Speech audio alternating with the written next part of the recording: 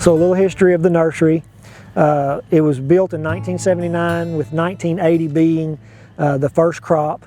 It was built, International Paper was our primary owner, was our sole owner. It was designed to resupply seedlings for their own lands. And in the early 2000s, International Paper made a big move in the way they wanted to do their business, and they sold off all of their reforestation units. Basically all of their land, they sold it off, and so they didn't need the nurseries anymore. ArborGen came in and they purchased us, and ArborGen got to acquire all the data for the decades of research that IP had and the work that they did there at that nursery. So we were very fortunate to get that nursery into play. And in addition to the 32 million loblolly pine seedlings that we grow there, we do grow a small amount of shortleaf and about 3.2 million hardwoods. And those hardwoods are oaks, yellow poplar, sweet gum, just a wide variety of hardwoods. And we've been under ArborGen ownership since then, and we're solely a seedling reforestation company. We sell seedlings to whoever, big industry, small individuals, landowners, timber companies, whoever is in the seedling buying business, we try to cater to those individuals.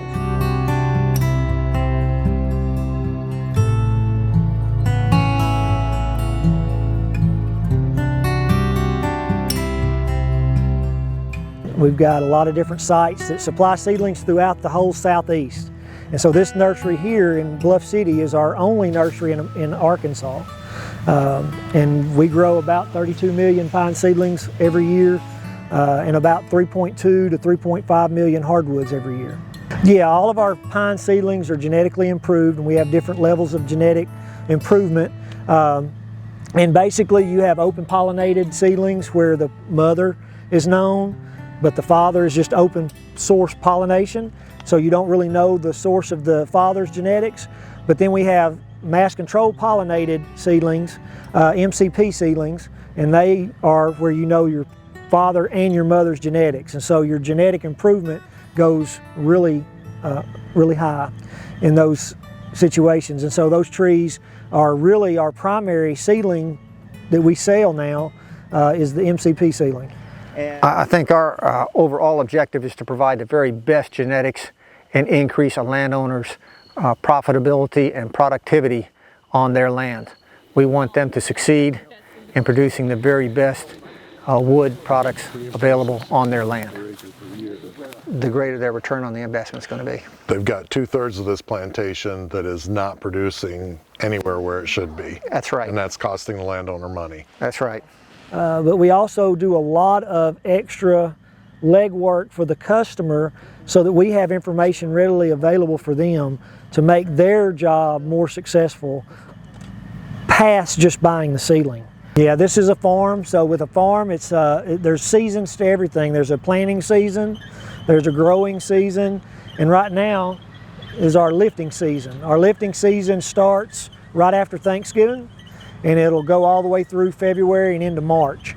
But then right after about the first week of March, we switch gears and we start right back and we start in our planting season. And so it's a one-year cycle that we repeat over and over every year. So every tree that we grow basically has to come through those two doors. This is our loading dock, and most of the seedlings that we produce and ship out go out in a reefer van. And the reefer vans can hold, with pine, 400 to 500,000 trees on a full van. But we also will load little small pull trailers, 16-foot pull behind trailers, or somebody will back up, with their car, and we'll load a bag of hardwoods, So we service small clients all the way up to the really big timber industries. As I've grown in this industry, one of the things that drives me is not just what I do, but it's the people who I help. I have faces with all the people that I do business with, all the tree planters, all the customers, and I know that they're depending on this nursery producing seedlings for their reforestation plan. And so that motivates me that I don't want to let them down.